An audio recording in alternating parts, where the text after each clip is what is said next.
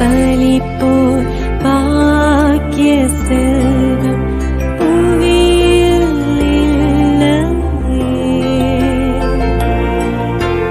புவி நிரம்ப பொன் தந்தாலும் இப்பளிக்கு ஈடில்லையே.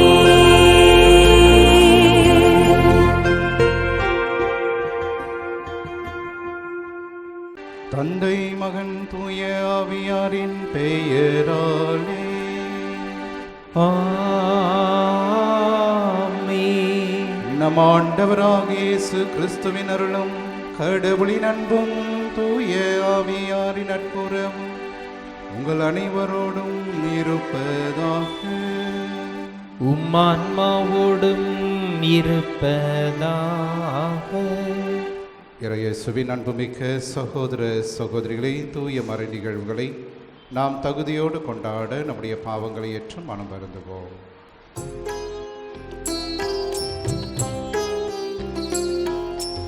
இரக்கத்தின் ஆண்டவரே, என் மீது இரக்கம் வையும். இரக்கத்தின் ஆண்டவரே, என் மீது இரக்கம் வையும். அளவில்லா இரக்கம் கொண்டவரே, அனுதினம் எம்மை ஆள்பவரே. இரக்கத்தின் ஆண்டவரே, என் மீது இரக்கம் வையும். எல்லாம் உள்ள இறைவன் நம் மீது இரக்கம் வைத்து நம் பாவங்களை மன்னித்து நம்மை நிலை வாழ்வுக்கு அழைத்து செல்வாராக. ஆமென். மன்றாடுவோமாக. ஆண்டவரே, நாங்கள் மகிழ்ச்சியுடன் கொண்டாடும் பாஸ்கா மறை நிகழ்வுகளுக்கு ஏற்ப எங்கள் வாழ்வு அமைந்திட அருள் புரியுமாறு உம்மை வேண்டுகின்றோம். என்றும் நிலைத்திருக்கும் அது ஆற்றலாம் எங்களை என்றும் காத்து மீட்டருள்வீராக. உம்மோடு தூய ஆவியாரின் ஒன்றைப்பின் இறைவனாய் என்றென்றும் வாழ்ந்து ஆட்சி செய்கின்றவர் வழியாக உம்மை மன்றாடுகின்றோம். ஆமென். திருத்துதர் பணிகள் நூலிலிருந்து வாசகம். அதிகாரம் 15, இறைவார்த்தைகள் 22 முதல் 31 முடிய. அந்நாள்களில் திருத்துதர்களும் மூப்பர்களும் திருச்சபையால் அனைவரும் முன் சிலரை தேர்ந்தெடுத்து அவர்கள் பவுலோடும் பர்னபாவோடும் அந்தியோக்காவுக்கு அனுப்புவது என்று தீர்மானித்தனர். அவ்வாறே அவர்கள் சகோதரர்களிடையே முதன்மை இடம் பெற்றிருந்த பர்சபா என அழைக்கப்பட்ட யூதாவையும் சீலாவையும் தேர்ந்தெடுத்தார்கள். பின்பு அவர்கள் ஒரு கடிதத்தை எழுதி அவர் கையில் கொடுத்து அனுப்பினார்கள். அக்கடிதத்தில் திருத்துதரும் மூப்பரும் சகோதரருமாகிய நாங்கள் அந்தியோக்கியா, சிரியா, சிசிலியா ஆகிய இடங்களிலுள்ள பிற இனத்து சகோதர சகோதரிகளுக்கு வாழ்த்து கூறுகிறோம். எங்களுள் சிலர் அங்கு வந்து தங்களுடைய பேச்சால் உங்களது மனதை குழப்பி உங்களை கலக்கமுற செய்தனர் என்று கேள்விப்பட்டோம். இவர்களுக்கு நாங்கள் எந்த கட்டளையும் கொடுக்கவில்லை. எனவே நாங்கள் ஒரு மனதுடன் கூடி வந்து சிலரை தேர்ந்தெடுத்து எம் அன்புக்குரிய பர்னபா, பவுல் ஆகியோரோடு உங்களிடம் அனுப்புவது என்று தீர்மானித்தோம். இவர்கள் இருவரும் நம் ஆண்டவர் இயேசு கிறிஸ்துவுக்காக தங்கள் உயிரையும் கொடுக்க துணிந்தவர்கள். எனவே நாங்கள் யூதாவையும் சீலாவையும் உங்களிடம் அனுப்புகிறோம். அவர்கள் நாங்கள் எழுதுகின்ற இவற்றை தாங்கள் வாழ்மொழி மூலம் உங்களுக்கு அறிவிப்பார்கள். இன்றியமையாதவற்றை தவிர அதிகமான வேறு எந்த சுமையும் உங்கள் மேல் சுமர்த்தக்கூடாது என்று தூய ஆவியாரும் நாங்களும் தீர்மானித்தோம். சிலைகளுக்கு படைக்கப்பட்டவை, இரத்தம், கழுத்து நெரிக்கப்பட்டு செத்தவை மற்றும் பரந்தமை ஆகியவற்றை நீங்கள் தவிர்த்து உங்களை காத்து கொள்வது நல்லது. வாழ்த்துக்கள் என்று எழுதியிருந்தார்கள். யூதாவையும் சீலாவையும் விடை பெற்று அந்தியோக்கியா வந்தனர். அங்கு மக்களை கூட்டி அக்கடிதத்தை கொடுத்தனர். அதை வாசித்தும் அவர்கள் ஊக்கமடைந்து மகிழ்ச்சியுற்றார்கள். ஆண்டவரின் அருள்வாக்கு. இறைவனுக்கு நன்றி. திருப்பாடல் உங்கள் பல்லவி. என் தலைவரே, மக்களினங்களிடையே உமக்கு நன்றி செலுத்துவேன். என் தலைவரே, மக்களினங்களிடையே உமக்கு நன்றி செலுத்துவேன். என் உள்ளம் உறுதியாக இருக்கின்றது, கடவுளே, என் உள்ளம் உறுதியாக இருக்கின்றது.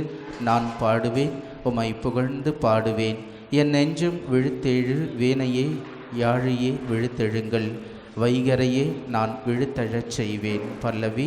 என் தலைவரே, மக்களிடையே உமக்கு நன்றி செலுத்துவேன். என் தலைவரே, மக்களினங்களிடையே உமக்கு நன்றி செலுத்துவேன். எல்லா இனத்தவரிடையும் உம்மை போற்றி புகழ்ந்து பாடுவேன். ஆண்டவரே, உமது பேரன்பு வானளவு உயர்ந்துள்ளது. உமது வாக்கு பிழையாமை முகில்களை தொடுகின்றது. கடவுளே, வானங்களுக்கு மேலாக நீர் உயர்வு பெறுவீராக. பாரெங்கும் உமது மாட்சி விளங்குவதாக. பல்லவி. என் தலைவரே, மக்களிடையே உமக்கு நன்றி செலுத்துவேன்.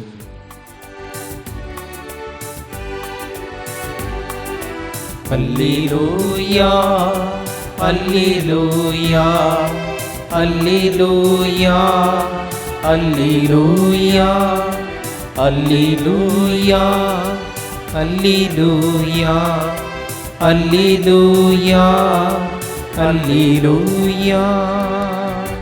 நான் உங்களை நண்பர்கள் என்றே, ஏனெனில் என் தந்தையிடமிருந்து நான் கேட்டவை அனைத்தையும் உங்களுக்கு அறிவித்தேன். அல்லேலூயா, அல்லேலூயா, அல்லேலூயா, அல்லேலூயா, அல்லேலூயா.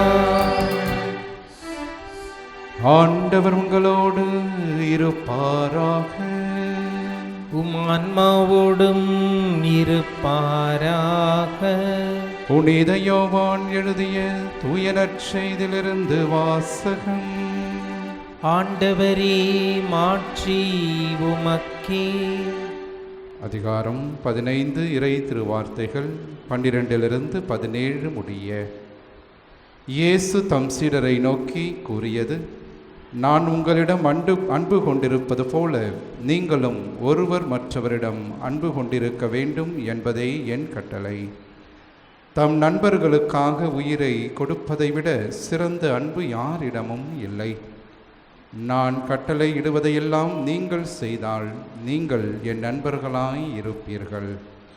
இனி நான் உங்களை பணியாளர் என்று சொல்ல மாட்டேன், ஏனெனில் தம் தலைவர் செய்வது இன்னது என்று பணியாளருக்கு தெரியாது.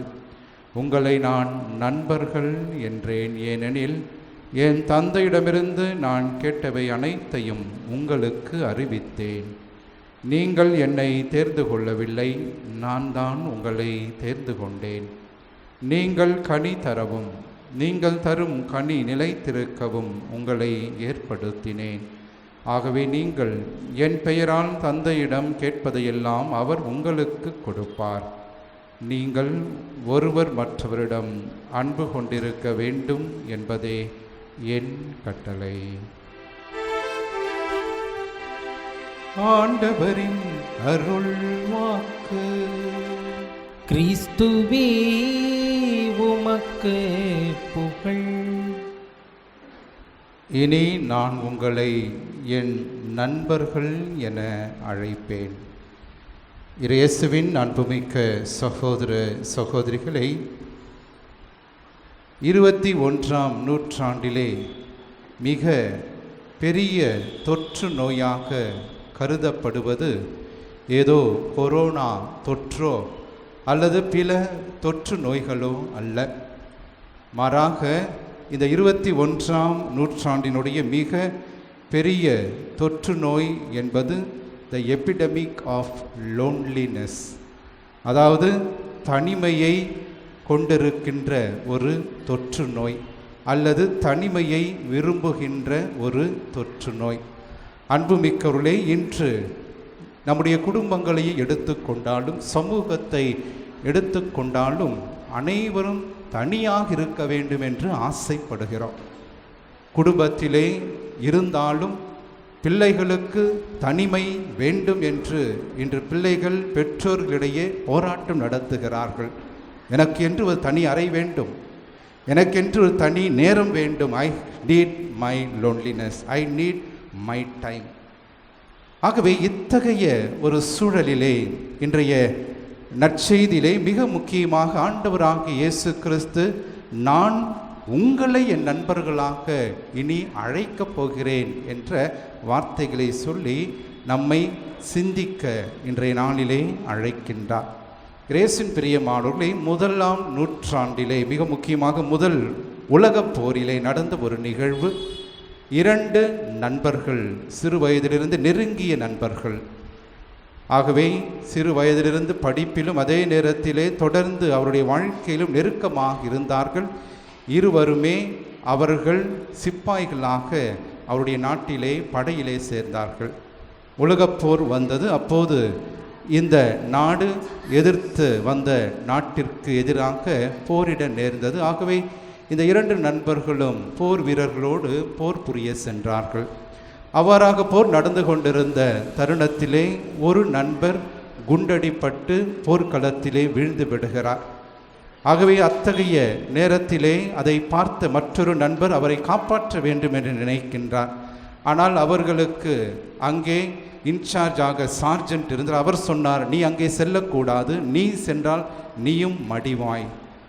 ஆகவே இது என்னுடைய கட்டளை என்று அவர் சொன்னாலும் அதை கேட்காமல் இந்த சிப்பாய் ஓடி தன்னுடைய நண்பரை அவர் பார்க்கின்றார்.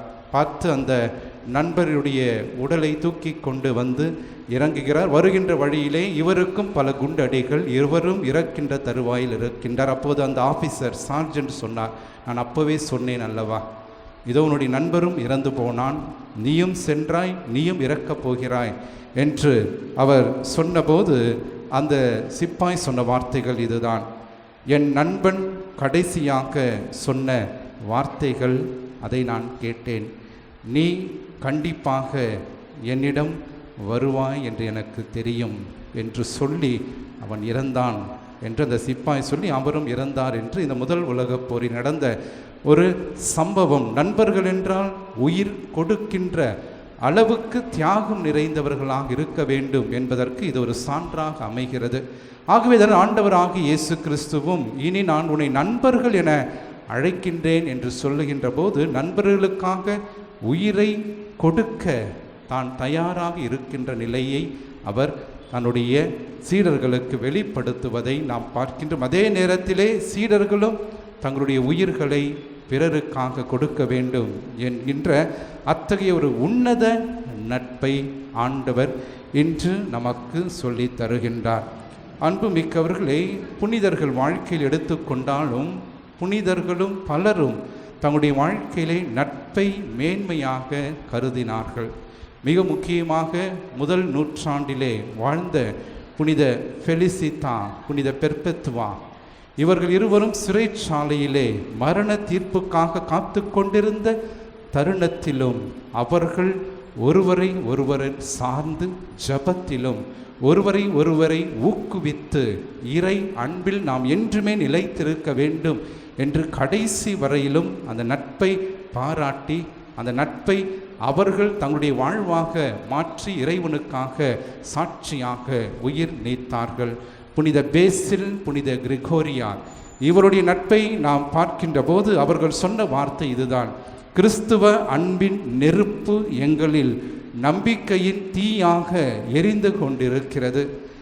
இது உலக லாபத்திற்கான நட்பு அல்ல, விண்ணகத்திற்கு எங்களை மற்றவர்களை தயார் செய்கின்ற ஒரு மாபெரும் நட்பு என்று அவர்கள் சொல்லி இருக்கின்றார்கள். புனித தெரேசா அபிலாவும் புனித சிலுவை யோவானும் மிக அற்புதமான நண்பர்கள். இவர்கள்தான் கார்மேல் சபையை புதுப்பித்தவர்கள், அந்த சபையை கூட்டாக சேர்ந்து ஒழுங்குபடுத்தியவர்கள். அவர்கள் சொன்ன வார்த்தைகள் இதுதான்: எங்கள் ஜபம் தவம் அனைத்தும் கடவுளின் அன்புக்கு ஏற்ப நாங்கள் வாழவும் அதன்படி மற்ற சகோதர சகோதரிகளை வழி நடத்தவும் ஆண்டவர் எங்களை தமது கருவிகளாக செயல்படுத்துகிறார் என்று சொல்லுகிறார்கள். இறுதியாக புனித ஜான் மரிய வியானி அவருடைய வாழ்க்கையில் சொல்லுகிறார், எனக்கும் ஒரு சிறந்த நட்பு இருக்கிறது என்று. அவருடைய சிறந்த நட்பு யார் என்றால், அவர் தினமும் ஜெபிக்கின்ற புனித பிலோமினாள். அவர் சொல்லுகிறார், என்னுடைய வாழ்க்கையிலே நான் இன்று ஒரு குருவானவராகவும், அதிலும் மிக முக்கியமாக நான் இறைவனோடு இணைந்து இன்று ஒரு ஜெபிக்கின்ற குருவாகவும், அதே நேரத்திலே பாவ தொட்டியிலே அமர்ந்து பாவ சங்கீர்த்தனம் கேட்கின்ற குருவாகவும் என்னால் இருக்க முடிகிறது என்றால், அது என்னோடு என்றுமே வழி நடத்துகின்ற புனித பிலோமினாள் என்று சொல்லுகிறார். பல காட்சிகளை ஜான் மரிய வியானிக்கு கொடுத்து அவரை ஊக்குவித்து அவரை ஜெபிக்க வைத்து அவரை வழி நடத்திய ஒரு மாபெரும் புனிதை அவர் என்று தன்னுடைய வாழ்க்கையிலே அவர் குறிப்பிடுகின்றார். ஆகவே இயேசுவின் பிரியமானவர்களே, இன்றைய நாளிலே நட்பு என்று பார்க்கின்ற போது ஆங்கிலத்திலே சொல்வது ஃப்ரெண்ட்ஸ் ஃபார் பெனிஃபிட். அதாவது எனக்கு இந்த நண்பனால் என்ன லாபம், அவனுக்கு என்னால் என்ன லாபம். இதுதான் இன்றைய கலாச்சாரம், இன்றைய நட்பு இதுதான். எனக்கு அவனால் லாபம் இருக்கிறது என்றால் நான் அவனோடு சேர்ந்து கொள்வேன். யாருமே ஒரு ஏழை எளிய ஒன்றுமே இல்லாதவர்களை நண்பர்களாக அவர்கள் ஊக்குவித்து அவர்கள் நண்பர்களாக ஏற்றுக்கொள்ள மிகவும் யோசிக்கின்ற காலமாக இந்த காலம் இருக்கிறது. ஆகவே இயேசுவின் பிரியமானவர்களே, நாம் லாபத்திற்காக நண்பர்களாக சிலரை வைத்திருக்கின்றோம். அதை நிராகரித்து இறைவன் சொல்வதைப் போல தியாகத்திற்காக நாம் நண்பர்களை வைத்து கொள்வோம். அதுதான் சிறந்த அன்பு. அதை தான் ஆண்டவர் இயேசு நமக்கு கற்றுக் கொடுக்கின்ற அன்பு என்பதை உணர்ந்து நம்முடைய வாழ்க்கையிலும் சிறந்த நட்பை தேர்ந்தெடுப்போம். ஆன்மீக வாழ்வுக்கும் ஜெப வாழ்வுக்கும் ஏற்ற நட்புகளை நாம் வளர்விக்கின்ற போது இறை ஆசீர்வாதம் நம்மோடு என்றும் குடிகொள்ளும். ஆமேன்.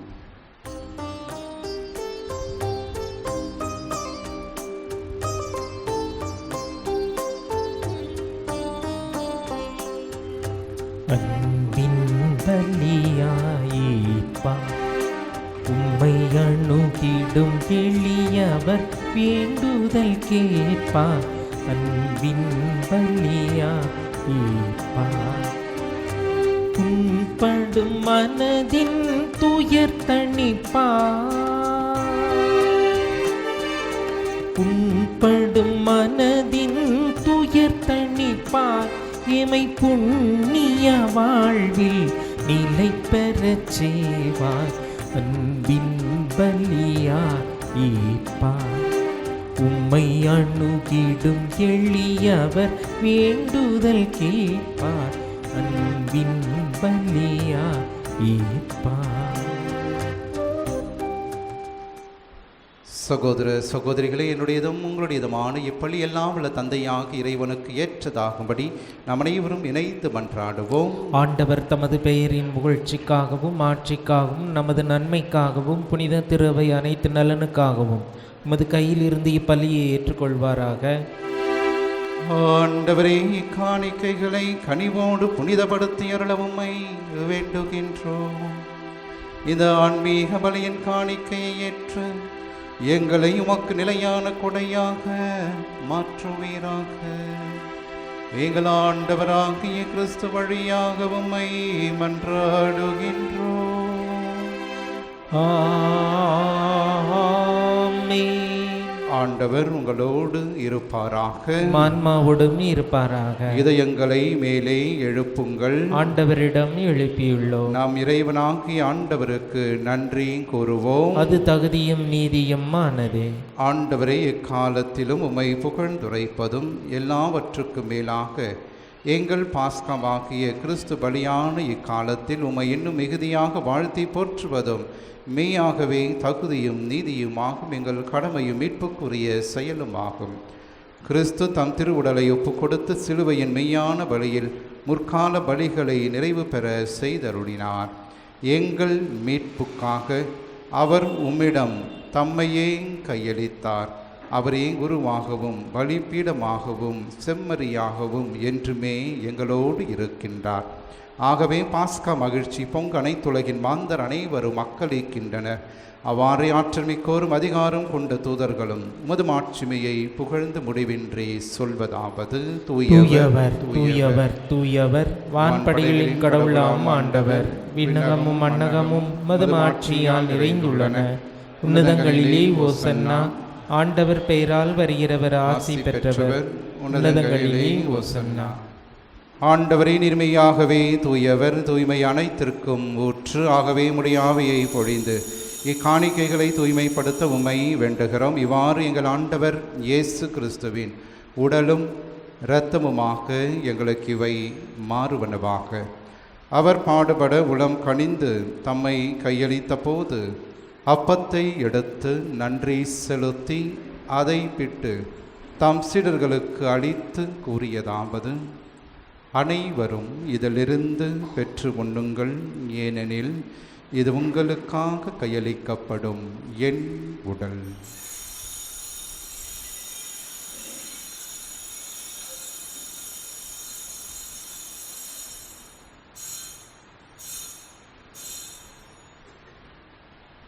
அவ்வண்ணமே இரவு விருந்தை அருந்திய பின் கிண்ணத்தையும் எடுத்து மீண்டும் உமக்கு நன்றி கூறி தம் சீடர்களுக்கு அளித்து அவர் கூறியதாவது: அனைவரும் இதிலிருந்து பெற்று பருகுங்கள், ஏனெனில் இது புதிய நிலையான உடன்படிக்கைக்கு உரிய என் இரத்தத்தின் கிண்ணம்.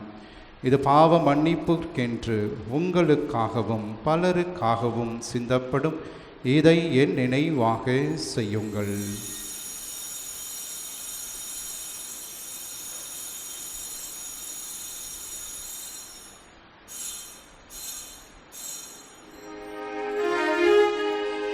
நம்பிக்கையின் மறைபொருள். ஆண்டவரே, நீர் வருமளவும் உமது இறப்பினை அறிக்கையிடுகின்றோம், உமது உயிர்ப்பினையும் எடுத்துரைக்கின்றோம். ஆகவே ஆண்டவரை, நாங்கள் கிறிஸ்துவின் இறப்பினையும் உயிர்ப்பினையும் நினைவுகூர்ந்து வாழ்வு தரும் அப்பத்தையும் மீட்பளிக்கும் இக்கிண்ணத்தையும் ஒப்புக் கொடுக்கின்றோம். திருமுனின்று மக்கு ஊழியம் புரிய தகுந்தவர்கள் என எங்களை ஏற்றுக்கொண்டீர். எனவே மக்கு நன்றி செலுத்துகிறோம். மேலும் கிறிஸ்துவின் உடலிலும் இரத்தத்திலும் பங்கு கொள்ளும் எங்களை தூய ஆவியார் ஒன்று சேர்க்க வேண்டுமென உம்மை தாழ்மையுடன் மன்றாடுகின்றோம். ஆண்டவரே, உலகெங்கும் பரவியிருக்கும் அது திரு அவையை நினைவு கூர்ந்தருளும். எங்கள் திருத்தந்தை 14ஆம் லியோ, எங்கள் ஆயர் ஜார்ஜ், எல்லாம் திருநிலையினர் ஆகிய அனைவரோடும் மது திரு அவை அன்பில் நிறைவு பெற செய்தரலாம். உயிர்த்தெழும் எதிர்நோக்கோடு துயில் கொள்ளும் எங்கள் சகோதரர் சகோதரிகளையும் இறந்தோர் அனைவரையும் இரக்கத்தோடு நினைவு கூர்ந்து மது திருமுக ஒளியினுள் ஏற்றருளும். எங்கள் அனைவர் மீதும் இரக்கமாயிரும். கடவுளின் கண்ணீர் தாயான புனிதமிக்க ஆரோக்கிய அன்னை, அவருடைய கணவரான புனித யோசேப்பு, புனித திருத்தூதர்கள், இவ்வுலகில் உமக்கு உகந்தவராய் இருந்தோர் ஆகிய புனிதர் அனைவரோடும் நாங்கள் நிலை வாழ்வின் பங்கு கொள்ளும் தகுதி பெற்று திருமகன் இயேசு கிறிஸ்து வழியாக உம்மை புகழ்ந்தேத்தும் வரமருள உம்மை மன்றாடுகின்றோம்.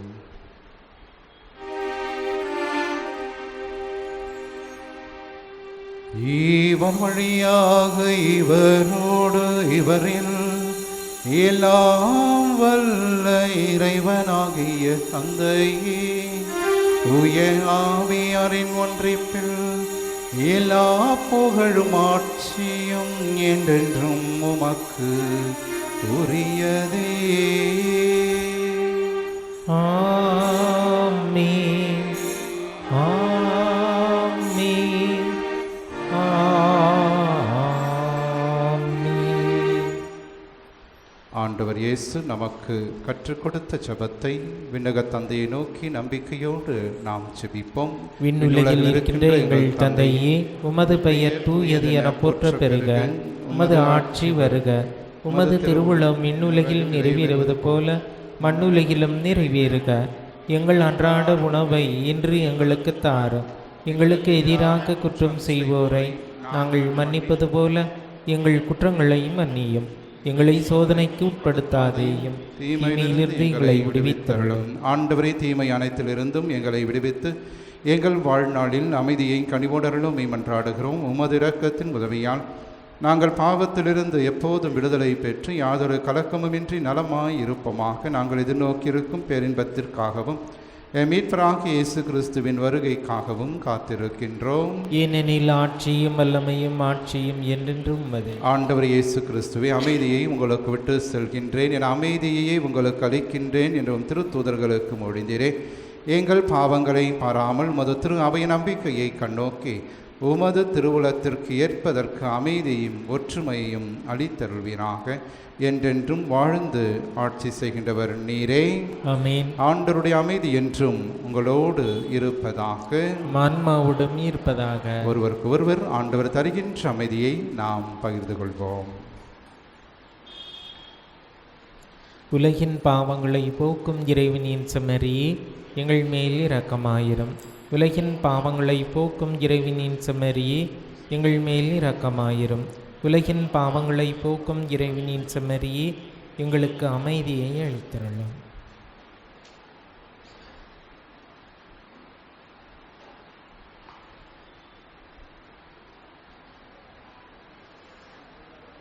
இதோ இறைவனின் செம்மறி, இவரே உலகின் பாவங்களை போக்குபவர்.